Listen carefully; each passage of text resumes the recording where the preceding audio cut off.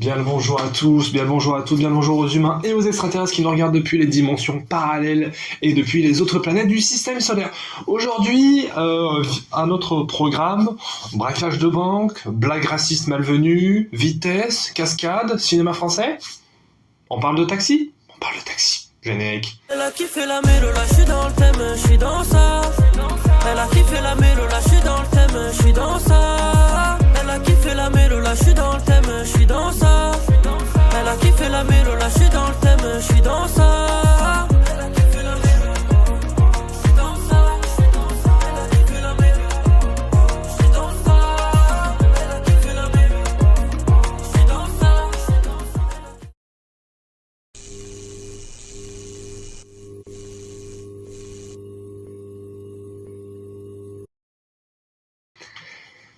Alors, Taxi, c'est une saga un peu complexe. C'est une saga complexe et compliquée à analyser.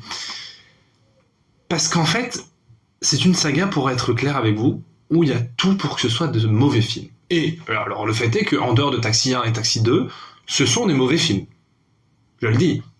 Je le dis, ce sont des mauvais films parce que le concept de Taxi, enfin, le concept de base, même s'ils se sont un petit peu éloignés, eh bien,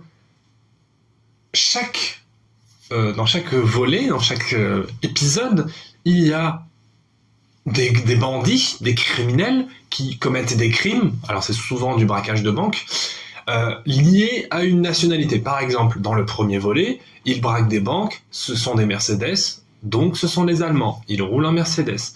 Dans le 2, ils kidnappent le ministre japonais, donc ils sont avec des Mitsubishi, les voitures japonaises, etc., etc., etc. Dans le 5e volet, braquage de banque en Ferrari, donc ce sont les Italiens. Et tout ça va nous permettre d'avoir tout un tas de blagues diverses et variées, puisqu'on est dans la police de Marseille, puisque ça se passe à Marseille, les 5 volets. Donc, vu que c'est Marseille et qu'on est dans les clichés des années 2000, bon, ben, les policiers, ils boivent du pastaga, ils jouent à la pétanque, c'est des branleurs, ils foutent rien, les inspecteurs de police, ils sont nuls, et qui est le plus fort ? Daniel, le fameux chauffeur de taxi le plus rapide de tout Marseille. Voilà, ça c'est le postulat de base. Il y a un méchant, les policiers n'y arrivent pas, Daniel c'est un expert en course automobile, c'est un pilote en fait tout simplement, il connaît la voiture, il connaît la mécanique, nanana, du coup il donne des petits indices pour aider son pote Emilien et ils finissent par résoudre le crime. Tout ça englobé de petites blagounettes des années 2000 et en même temps de sublimes cascades, si j'ose le dire. Mais pour moi, Taxi, c'est vraiment le souvenir, en tout cas pour les 2-3 premiers, le souvenir du film que tu regardes en l'été. Tu sais ce sentiment, l'été, moi quand je partais en vacances avec les amis de ma famille et qu'on louait un gîte, famille de droite, on est riche. C'est pas vrai, c'est pas vrai, je ne suis pas riche du tout, mes parents le sont, mais pas moi. C'est un autre débat. Non, en gros, quand on louait un gîte et tout, et que le soir... les hommes faisaient le barbecue, que les femmes étaient en train de boire de la binouse, et c'était en mode bon, mais on vous donne des chips et puis vous matez la télé, et puis là on se dit oh bah tiens, Taxi 2, on va regarder Taxi 2, oh putain, après il y a Taxi 3, et voilà, et ça pour moi c'est le souvenir de Taxi en fait. Donc j'ai revu les 5 Taxis même, hier soir. Je les ai loués même sur YouTube, j'avais déjà fait Taxi 1, là j'ai fait Taxi 2, 3, 4, 5. J'ai envie de me flinguer. Mais eh bien, en vrai, il y a une ambivalence dans le Taxi parce que, d'un côté, tout le monde joue bien. C'est-à-dire que Gibert, c'est un bon personnage de comédie. Frédéric Diffenthal est un acteur français sous-coté. Je le dis honnêtement, c'est un acteur sous-coté. Il a un rythme, il a un tempo, il a quelque chose dans le jeu qui, moi, me plaît et m'intéresse. Sami Nassiri, c'est un bon acteur, on en pense ce qu'on veut, il a eu ses quelques lacunes, ses quelques... comment on appelle ça ses quelques problèmes avec la justice, il me semble, ou quelque chose comme ça. Enfin bref, il a des casseroles au cul, mais il joue bien. Marion Cotillard, c'est ce qu'on aime ou pas Marion Cotillard, c'est Taxi qui l'a fait démarrer. Alors, jusqu'au 3e, hein, parce que... Alors... on reviendra dans les problèmes après. Mais, littéralement, Taxi, c'est quelque chose qui fait rayonner le cinéma français à l'époque. Parce que on est sur un blockbuster, parce que, alors, il faut savoir que Taxi est produit et écrit par Luc Besson. je ne soutiens plus Luc Besson, parce que il viole des femmes, donc moi, c'est pas quelque chose qui m'intéresse, en fait. Mais je ne peux malheureusement pas dire le contraire. Luc Besson, jusqu'à ce que j'apprenne évidemment ce qu'il a fait, c'était un homme que j'admirais, mais en tout cas j'aimais bien. Le cinquième élément, j'aime beaucoup. Lucie, malgré tout ce que tout le monde dit, moi j'aime bien ce film. Le Grand Bleu, n'en parlons pas. Arthur et les Minimoys, c'est le film de mon enfance. Donc Léon, pareil. Donc je suis conscient non seulement de l'être humain détestable qu'est Luc Besson, ça je le sais, et de la qualité médiocre selon certains de ses films, mais moi j'aime bien. Donc quand en 98 Luc Besson produit Taxi, il est au summum. C'est-à-dire que Luc Besson, après le cinquième élément, c'est un peu le GOAT. Tout le monde se dit « Oh là là, un Français à Hollywood, mais qu'est-ce qu'il va nous faire ? Il nous fait des projets de fou malade. Waouh !» Et là il nous dit « J'ai écrit ce film, je ne le réalise pas, mais je vais produire Taxi. » Donc là on se dit « Oh, ok, qu'est-ce que c'est ?» Et en fait Taxi, c'est voilà... Daniel, petit chauffeur de taxi, sauf qu'en fait à la base il voulait être pilote, du coup il pimpe un peu sa voiture et il fait du 300 à l'heure dans Marseille. C'est impossible. C'est tout simplement impossible en plein cœur de Marseille, c'est un autre débat. Et il va résoudre des petits crimes avec son pote de policier. Et il y a des cascades, il y a des petites bagarres, il y a des scènes d'action, et honnêtement, je sais que ça va faire chier certaines personnes, hein, mais les scènes d'action, je parle uniquement des scènes d'action, pas de ce qu'elles impliquent dans le scénario, uniquement si on compte la mise en scène de l'action, des cascades en voiture, des poursuites, etc. Ça rivalise avec certains films américains.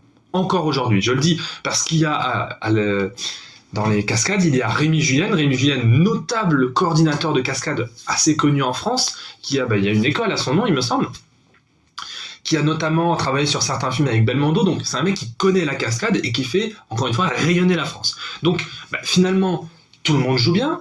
Il y a des scènes d'action quand même assez correctes, voire assez sympathiques.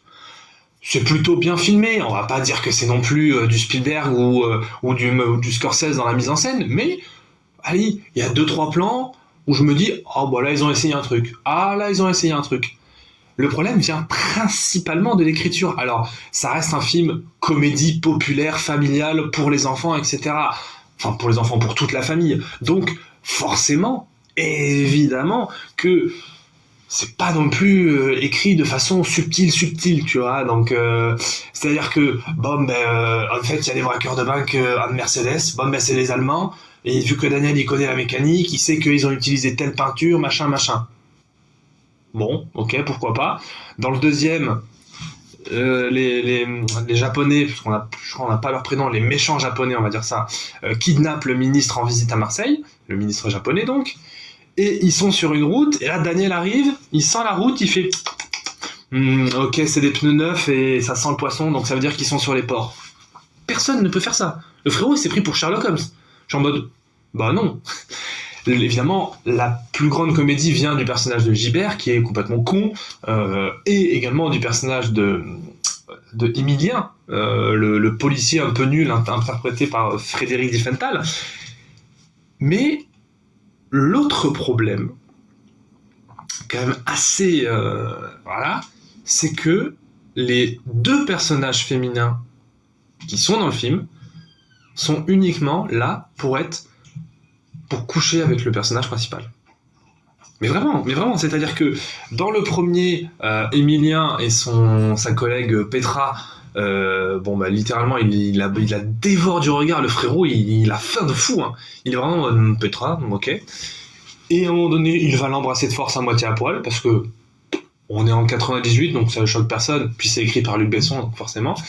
Revoyez également les scènes de Marion Cotillard dans le 1 et le 2, toutes les scènes quasiment où elle apparaît à l'écran, c'est pour dire à Daniel, donc son mec, en mode « j'ai envie de te baiser ». Alors, évidemment, avoir envie de faire l'amour, c'est super, hein. Faire l'amour, c'est vraiment, avec des gens consentants, c'est exceptionnel, faites l'amour, c'est génial. Mais, là où c'est important, c'est que, en fait, il y a des façons subtiles de le dire, tu vois. Tu peux avoir deux personnages qui éprouvent du désir l'un pour l'autre et qui ont envie de se manger le fion mais tu peux l'écrire de façon un peu plus subtile, un peu plus romanesque, un peu plus, voilà. Là, littéralement, alors c'est écrit de façon Luc Besson, donc c'est un peu drôle, avec des grosses guillemets, je le dis évidemment, hein. Parce que moi, à l'époque, quand je commence à comprendre un peu le sexe et trucs comme ça, je suis juste en mode oh bah c'est drôle, elle a envie de faire l'amour avec lui. Mais vraiment, toutes ces scènes, surtout dans le 1 où elle a une scène nue gratuite. Enfin, je veux dire, on comprend pas. Littéralement, elle a une scène où elle est à poil parce qu'elle est en train de dormir et c'est bien connu que les femmes dorment toutes nues. Non, personne ne fait ça. Donc vraiment, il y a plein de scènes comme ça, plein de petits trucs où je me dis ah là là, pauvre Marion Cotillard. C'est là où tu te rends compte que quand t'es acteur, actrice, vraiment des fois tu dois commencer dans des trucs pas vraiment. Hein. Donc voilà. Et c'est surtout que à partir de Taxi 4, dans le dernier du coup, Marion Cotillard elle n'y est pas en fait. Parce que Marion Cotillard, donc Taxi 4 est sorti, je sais plus, en 2007, 2008, elle commence déjà à avoir une carrière en fait. Je crois même qu'elle avait déjà eu l'Oscar pour La Môme, donc on n'a plus rien à foutre de Taxi en fait, tu vois, et ce qui est logique. Donc Taxi, voilà, c'est particulier en termes d'écriture des personnages féminins, même si c'est pas le sujet. Après, vous regarderez beaucoup dans les années 2000, dans les comédies des années 2000, les personnages féminins, c'est ça. Hein. C'est soit elle est là pour ken le héros, soit elle est là pour faire des blagues parce qu'elle est pas belle, ou parce que ceci, ou parce que cela. En fait, on a eu beaucoup de mal. MeToo a fait beaucoup de bien au cinéma français. Et même au cinéma tout court, pardon. Parce que on a commencé à mettre en lumière des personnages féminins beaucoup plus intéressants, beaucoup plus... Alors, on en a eu plein avant MeToo, attention, hein, on a eu Loïs dans Malcolm, on a eu Black Widow, on a eu Neytiri dans Avatar, on a eu plein de personnages, mais on les mettait pas en lumière. Et, quand tu regardes... Taxi, après MeToo, après Balance ton port, à l'époque à laquelle on est, là tu te dis, est-ce que je peux rire ou... Parce que c'est pas drôle là en fait, je comprends pas ce que je dois faire, tu vois. Donc, et puis alors dans le 4e épisode c'est pareil, hein, le méchant qui veut littéralement se taper la Petra, hein, parce qu'elle est en mission de couverture, elle met des robes très échancrées. Non mais je veux dire, c'est marrant 2 minutes la blague, mais au bout d'un moment on n'en peut plus, tu vois, genre... Le meilleur étant évidemment Taxi 2. Taxi 2 c'est quand même 10 millions de spectateurs en France. Quand même pas trop mal, tu vois, en termes de succès. Et puis, Taxi 2, c'est le meilleur parce que les blagues sont les plus drôles, t'as beaucoup de blagues un peu slapstick, en mode des gens qui se cassent la gueule et qui tombent, et t'es en mode il est tombé. T'as beaucoup d'humour de situation, de comique de situation. Le scénario est le plus travaillé. Donc moi j'aime bien Taxi, tu vois, je peux pas détester, je suis conscient de tous les problèmes sociologiques, les problèmes d'écriture, les problèmes des blagues, etc. en 2025, mais pour moi c'est un peu un film d'enfance, tu vois, donc je suis conscient que c'est nul à chier, hein. Parce que voilà. Et pourtant il y a des plans, il y a de la cascade, il y a 2-3 blagues qui m'ont fait rire encore aujourd'hui, donc pas si mal, Taxi, en vrai, pas si mal. Tu vois. Et là, alors je sais qu'il y a tous les gens qui vont dire oui, on peut plus rien dire, n'est-ce pas, c'est le wokisme. Non, ça n'a rien à voir. Ça n'a rien à voir, vraiment. Parce qu'en général, quand on parle de la comédie, des humoristes, des films, des comédies françaises, qu'on dit on peut plus rien dire, ça en général, quand les gens vous disent ça, c'est que ce sont des gens qui sont fans de comédies un peu problématiques, tu vois, genre. Donc, non, faut arrêter ça. Faut arrêter de dire on peut plus rien dire parce qu'on peut tout dire, ça je suis vraiment c'est juste qu'il faut pas taper sur les gens, tu vois ce que je veux dire. Et pour conclure, parce qu'on est déjà à 27 heures de vidéo et sinon voilà, j'ai regardé Taxi 5. J'ai un peu le même rapport avec Franck Gastambide que j'ai avec Philippe Lachaud. À ceci près que, alors déjà encore une fois Franck Gastambide cancel, hein, donc qui c'est qui m'envoie des messages comme ça? Ok, bon, c'est pas grave. Oui, non, Franck Gastambide cancel, mais bon, il a réalisé le dernier film Taxi, donc je suis obligé d'en parler. Désolé. Philippe Lachaud, il fait des films racistes, homophobes, transphobes, lesbophobes. Il fait des comédies de droite, concrètement. Voilà, je le dis. Moi, j'avais bien aimé Babysitting, comme je vous l'avais dit. Babysitting 2, j'aime beaucoup aussi. Jusqu'à Libby.com, j'aime bien. Après tout ce qu'il a fait, je trouve ça horriblissime. Il n'y a pas... Vraiment, la comédie, c'était quoi, Super-héros malgré lui. Vous voyez, ça m'a fait mal. Ça m'a fait mal dans mon âme. Vraiment, ça me... Super-héros malgré lui, j'ai eu envie de traverser l'écran et de tuer toutes les personnes qui sont dans ce film parce que ça m'a vraiment énervé. Je ne l'ai pas fait parce que je n'ai pas de super pouvoir. Bref. Et du coup, Franck Gastambide, il fait des comédies qui sont pas bas de plafond, mais en fait, c'est de l'humour très pipi caca prout, quoi. Donc, ça peut me faire rire à certains moments. Ça dépend de mon humeur, ça dépend de plein de choses. Mais par exemple, je trouve que Les Kaira, moi, je peux le revoir sans trop de déplaisir. Quand ça s'appelle Pattaya, c'est un film qui me fait rire. Voilà, je suis désolé. Alors, je regarde plus rien de Franck Gastambide. Depuis que j'ai appris qu'il est cancel, moi, c'est fini pour moi. Mais par exemple, Validé, j'aime bien les 2 saisons de Validé. Je trouve que c'est plutôt une bonne série de Canal. Donc, voilà, c'est un mec qui sait écrire, c'est un mec qui fait quand même pas mal de mise en scène, en tout cas dans la comédie. Donc, quand on dit Franck Gastambide, Taxi, jusqu'ici, pour moi, c'est un oui. Il y a le retour de commissaire Gibert, donc pourquoi pas. Il n'y a pas Emilien, il n'y a pas Daniel. Parce que non, en fait. Par contre, il y a Malik Bentala. Mais Malik Bentala avant son prime. Malik Bentala, pour moi, il est à son prime là en ce moment. Avant, c'était... Donc, Malik Bentala, c'est vraiment le cliché de l'humoriste drôle, mais pas drôle dans les films. Ça, c'est un autre débat. Bref, et du coup, rapidement, ce Taxi 5, ça pue la merde. Voilà, je le dis. Le scénario est éclaté. Pareil, les persos féminins sont là juste pour baiser des mecs. Les blagues sont vues et revues. Il y a une blague de caca, parce que le caca, c'est hilarant. Donc, waouh! Ouais, Taxi 5, c'est pas très bien. Et c'est surtout qu'il y a le méchant, il est joué par l'acteur de Gomorrah, quoi. Gomorrah, grande série de Canal+. Grande série sur la mafia italienne, tout ça. Et là... Pourquoi ? Donc Taxi 5, c'est pas bien du tout. Il y a plus de mise en scène, il n'y a plus rien, les scènes d'action sont catastrophiques. C'est terrifiant. Pour moi, et je conclurai là-dessus, et Taxi rentre dans cette... mes cheveux, c'est n'importe quoi. Et Taxi rentre dans cet axe-là.